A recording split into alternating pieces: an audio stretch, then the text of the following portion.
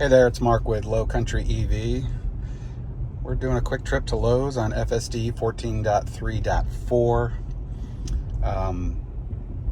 Still waiting for navigation to update with Tesla. I mean, we're coming up on 7 months, I think. So we're in hurry mode, going a little fast through the neighborhood here. Speed limit's 18, we're going 23, but I'll leave it. No one's around, no one's walking on the street or golf carts or things like that. But one of the challenges when we first started the video was that FSD currently recognizes that section of the road, as I've mentioned in previous videos, as a two-lane road when it's actually one way. I made that correction on OpenStreetMaps. That did upload to Mapbox, so hoping that that change goes through with Tesla's next update. I've noticed, I did DoorDash, maybe I'll throw a picture up here. I did take a screenshot. DoorDash also uses a mapping system that uses Mapbox, and they also have it as a two-way street, and it does route DoorDash drivers up the wrong way. Now, some wise up, they see the sign there that says do not enter.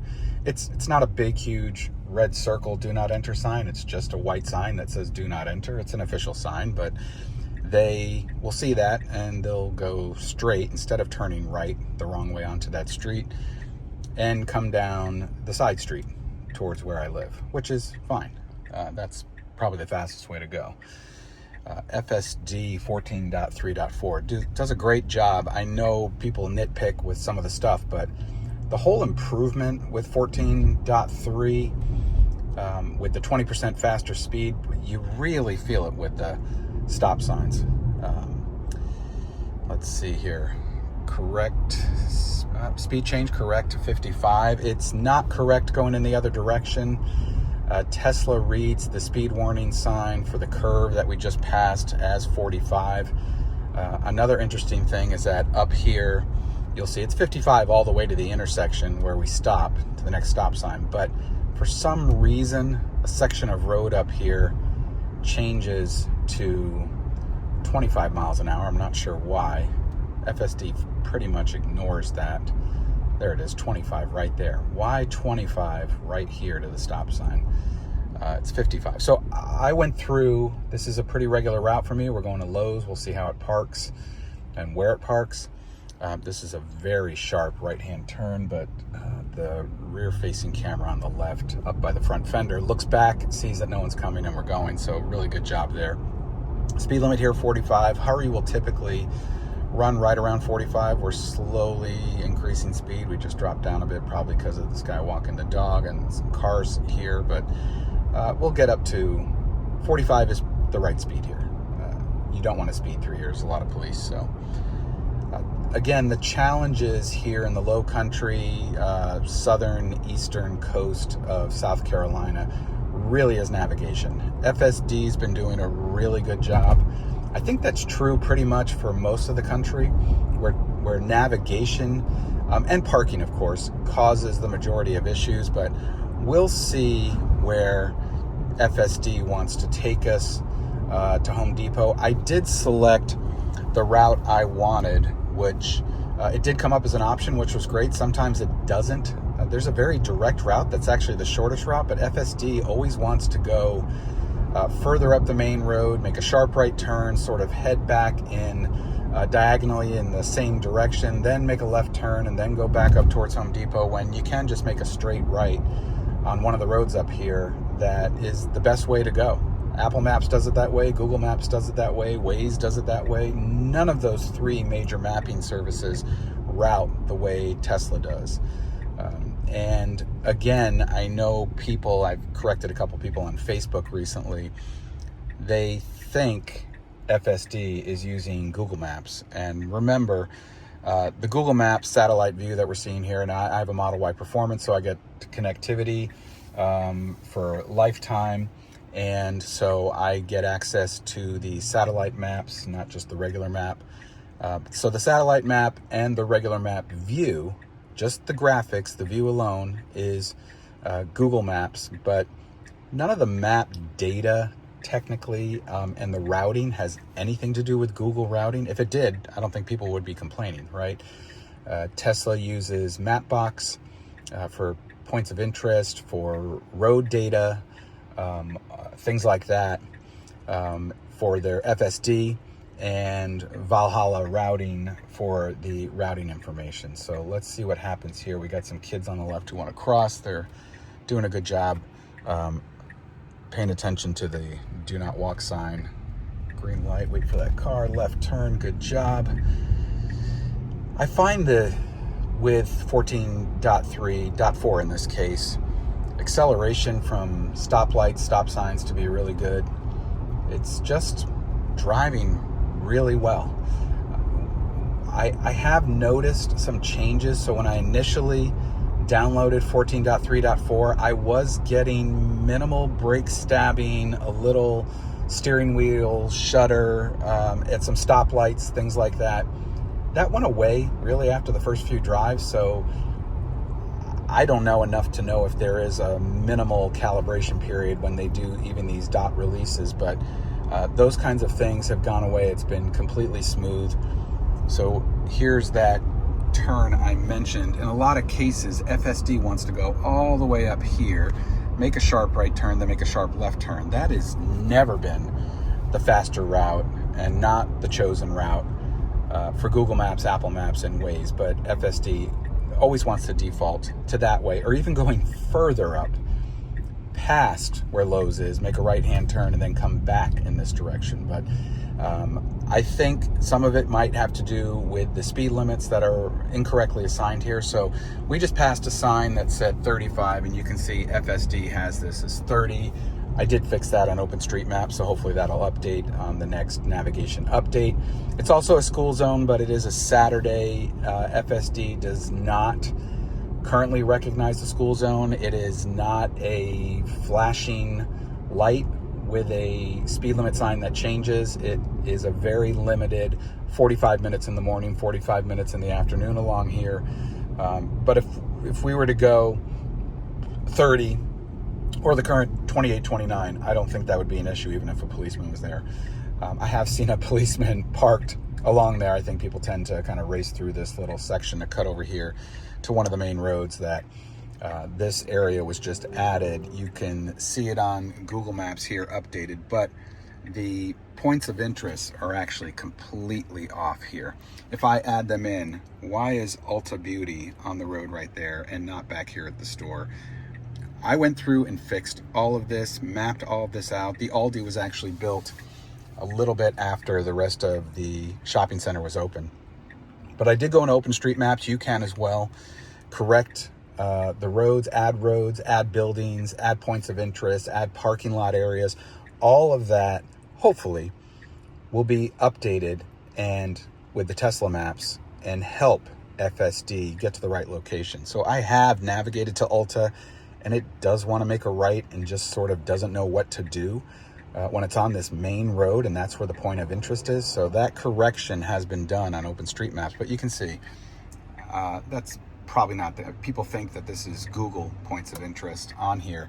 That's not my experience. Also, someone on Facebook had said, I made a correction or suggested a correction, or it was corrected on Google Maps and then it was corrected in Tesla, and that's why they were claiming Tesla's using Google Maps. Just remember that like Google, like Apple, like Waze, which is Google, they do get information not only from their own mapping data from driving around in their cars. That's why it's so accurate.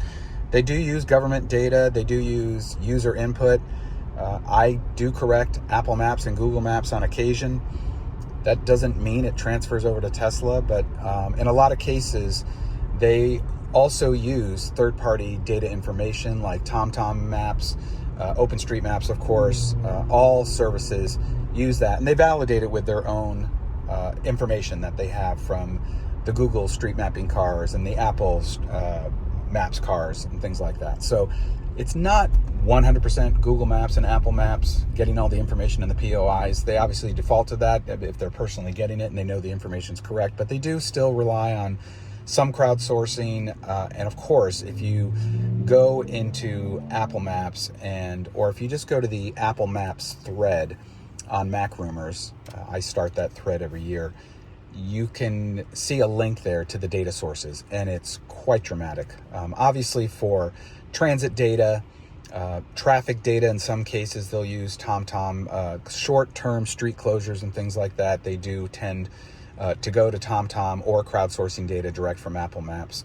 I think people forget that with Google and more so with Apple, Apple is the #1 selling phone in the world, generally speaking, because they own the iPhone, right? So the iPhone 17, for example, may not be the #1 selling phone in the world. But if you add up iPhone 17, iPhone 16, 14, 13, 12, whatever it might be out there, Apple controls data from the most phones globally. And there is some data online where you can see that. And by default, Apple sets those phones to grab traffic data. So even if you're not using Apple Maps, if your phone is on, if your iPad is on and in the car, if your Apple Watch is on and in the car, they're grabbing anonymous data that shows the movement of those devices. AI, of course, determines based on the speed. If you're walking, if you're cycling, it takes some guesses, but obviously in a car, if you're going 45 miles an hour, you're in a car and you're driving. And they use that for their traffic data. They use that for mapping data. If a road is closed and everybody with their iPhones and their iPads and their watches are suddenly making a left turn here and not going straight, there must be an issue up here on the road. And that is recognized. And I've seen that even in my small neighborhood, when the little shopping area at the beginning of my neighborhood, sometimes they shut that down for events on Fridays, for example, and Apple Maps would route me away from that section and go out the side of the neighborhood. Literally, when that's shut down, like a half hour later, the maps will update. So very good data on Apple's side. Google, less so in my opinion. Some people love their traffic data, and they show the red, the green, and the yellow, but remember, Google does not actually use traffic. They use speed. And so if you've ever noticed on Google Maps, there's always a red line at a stop sign. You could drive up to it and you could say, well, geez, I know only like 2 cars come through here an hour, but it shows red. Why does it show red? Because the car slows down and it stops there. I'm not a fan of that type of traffic. Apple knows there's a stop sign or a traffic light. If it's out of the ordinary, where you have to wait 2 cycles for a light, for example, or 3 cycles, yes, Apple will show orange or red or things like that. But so we've entered the Lowe's parking lot. We came in the way that I actually would normally come in. I do want to go to the other end of Lowe's, but we'll just let FSD, it's probably going to go down one of these middle parking lanes here on the left and hopefully find a spot. I guess, oh no, here we go. Good job. Let's not pick a handicap spot, please. That's been a problem seen on every video. Sorry, I thought I was going to do it. It's avoiding the handicap spots, which is great. Let's see. We've got a good one on the right here. It's going to back in, which I really like. And I may leave it here, or I may move over to the other end of the store because I'm actually picking up gravel. I'm not going into the main store. But if this was a main store spot, it's going to straighten out. I thought it might just back in and try to adjust, but let's see how well it does. We've got a pretty, let's see how well it centers. That is pretty darn good. Let's take a look here. A little more closer to the white car here, but they're pulled over. Pretty much almost centered between the 2 cars though, honestly. So great job, FSD, getting me to Lowe's and parking, and we'll catch you in just a little bit. All right. Added a few 100 pounds to the back of the Tesla with some gravel, some pavers, ready to go back home. I did move the car because I didn't want to move that heavy stuff back to the middle of the store. I went to the garden center over here, right where I'm parked in front of, but I like the route the Tesla has picked, going basically the way that we came, which is correct. We're gonna start self-driving and let's see how it does. One thing I do love about FSD is leaving parking lots. I mean, it's scary sometimes. Everybody's on their phones, walking through the parking lot like a zombie, not paying attention to the cars around them, or people are driving way too fast in the parking lot. And having FSD look for you 360 degrees always makes the safe move. Got a crooked stop sign here, but it knows it's still going to stop at the stop sign. I almost wish in some cases, and it's impossible because of the way some roads are, but let's see, we've got somebody coming to our left here. FSD is going to wait for these two folks, and nobody's coming in the other direction, so off we go to the next traffic light to make a left.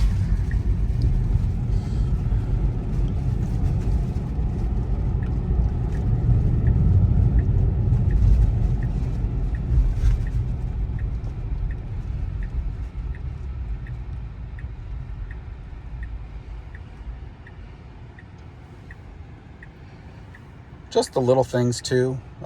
Cars that are coming towards you, maybe getting a little too close to the center line, and FSD sees it.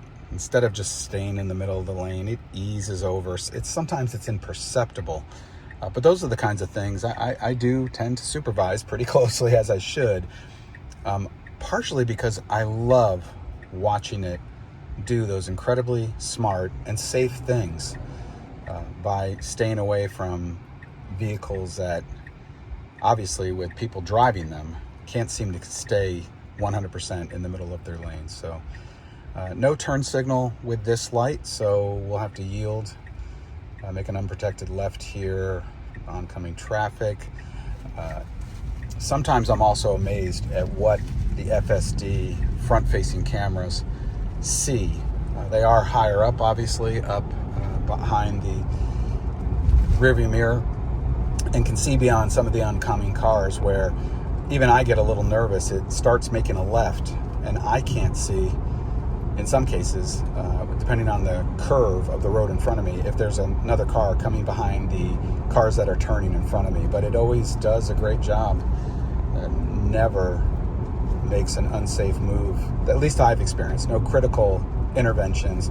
My interventions, again, are typically due to navigation, and we'll bring this up. It is going to go, now a lot of times it wants to make a right here and basically go backwards all the way up to this turn right here, which is a light, but it's a horrible unprotected left with a curve, with people going upwards of 50 miles an hour down this road, and then it goes all the way back to here. So why do that when the way we're going, despite the fact that this road, I don't know why there's a stop sign there. I did check that on maps and it doesn't show, but why go that way versus, yes, the speed limit's a little slower on that one little section, but it is more direct to get there. So we're going to want to get over into the right lane up here eventually. But most of these cars, and I don't know if FSD knows this from history, they tend to make a right into this shopping center. No one seems to be doing it right now. They have another opportunity, and here's one right up here. Oh, everybody's cutting over, right? So, and now we're going to get over. So all three of those cars wanted to get over. Now, the only thing I don't like about that is now I got to deal with these people coming out, and I have my signal on. Hopefully they see it and see me in this lane versus jumping out right as I'm coming into the lane. So this is a horrible designed intersection here where the lanes don't meet up properly. Just waiting for an accident to happen there. Fairly new, only about 2 years old for that intersection. And here we are going through the school zone. We are going 33. Again, the speed limit is not 30. It is 35 through here, except for an hour and a half in the morning and an hour and a half in the afternoon during school. And one of the things that I just can't understand why mapping data cannot add in school zones. So whether it's Apple Maps, Google Maps, of course Tesla, why we can't have time-specific and day-specific speed zones. Great job stopping and then going. Again, that 20% improvement in speed, I know when it first came out, when 14.1 came out, some of the early access testers mentioned it, but man, For those of us that were stuck on 14.2.2.5 and then went up to 14.3, so excuse me, it was 14.3 when that change came. That was such a huge difference, stopping at the stop sign, and the second it hits 0, if it's clear, it's already going again. So minor issues with FSD, always. But generally speaking, this is so smooth. If anything, I should probably drop down to standard. It's going a little fast around curves and stuff. I don't know if it's going to change it too much. We're going 48 and a 45. Again, around here, especially this road, it goes from 45 down to 35 in the other direction. You do kind of want to stay with that. All right, we're making a nice turn here. A little bit gentler. I do have some pavers in the back that are sliding around a little bit. I did block them in, but don't want things sliding all over the place. So we'll stay in standard. Let's see what speed we get to. It goes up to 45. I don't know why it said 30 when we turned. Probably because it's 30 on the other side of the traffic light. And here in the United States, at least, pretty consistent throughout all states, is that if it's not the assumed speed limit, which in South Carolina here, a typical 2-lane road like this, unmarked, would be 55. And we'll show that coming up here with the next left turn that we make. But this one's marked. They never mark the speed limit right at the intersection. It's usually about 100 feet in. And that's when the speed limit changes, which is fine. I mean, you're going through an intersection. Hopefully you're not going 45 immediately once you go through the intersection, or even through it, unless it's 45 beforehand. But FSD avoided a jacket in the road there. So we're coming up. We're going 49 and a 45. Okay, we're not going 50. That's fine. I don't think I'd get pulled over for going 49 and a 45, but you never know around here. So in South Carolina, as I mentioned, and this is why I think when people watched when FSD was released in Europe, in the Netherlands, how crazy it is with the bike riders and the pedestrians. And we have that here too. I think what's more challenging about the United States is that every state has different rules, different light patterns, different rules around making a left at a solid yellow arrow versus a blinking one. Here the speed limit is not 45. I know it just said that on the warning sign, but that's a warning sign, not a speed limit sign. This is an unmarked 2-lane state road at this point, and the speed limit's 55 then by default. So those kinds of rules, state by state. When do I stop for a school bus, right? It's different in most states. South Carolina, people stopping for school buses, and I'm like, hey, this is a 4-lane road. Even if it's not divided, you don't have to stop. I mean, they have rules. The state plans that kids will never cross that street when they're getting on a school bus.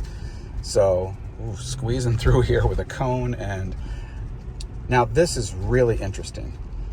FSD never takes this way. It always wants to go way up and then turn, or it wants to turn through the main entrance here. This is the preferred way. So is it learning? Was there an update to the routing software that gets updated and is separate from the navigation software release that Tesla hasn't done? I don't know. I think that's when people think it's learning. I don't know if it learns that well, or if Valhalla routing is more of a live update with FSD, and it's really the map and the mapping data, the roads, the speed limits that are listed. Is that part of the hard update that hasn't been done since November? Somebody knows.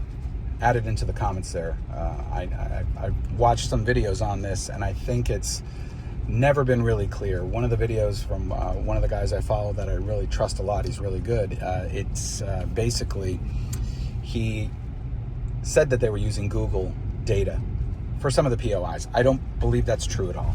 I know they match in some cases, so it may seem like that. I know the graphics on the screen look like Google and you see it there, but I've seen too many differences between what I see on Google Maps and what I see on Tesla Maps, even from a POI standpoint or point of interest, to make sure that that's actually happening. So let's see what FSD does here. It's gonna take the long way around the pond here to park. Normally it would make a left here, and then here is that sign that says do not enter. It wants to make a right there after it makes that left, because that road, it's marked on maps as a two-way road, but you can see here, this is one way. It's really justified to the right here, even though I believe it's correct on maps, but maybe it was corrected after the November update. So I saw it as corrected on OpenStreetMaps, or maybe FSD, even on a one-way street, because it's so wide, it just justifies to the right. I don't know why we're over so far. We should be riding right down the middle of this road. It is one way. It stays one way to the right. It's now two-way where we're making the left. And you can see a lot of the streets in this neighborhood are one way as they go around parks and ponds and things like that. Well, we got here. Good job, FSD. Really happy with the way that worked out. And we're gonna go park up next to the house, which is perfect. We'll catch you on the next one.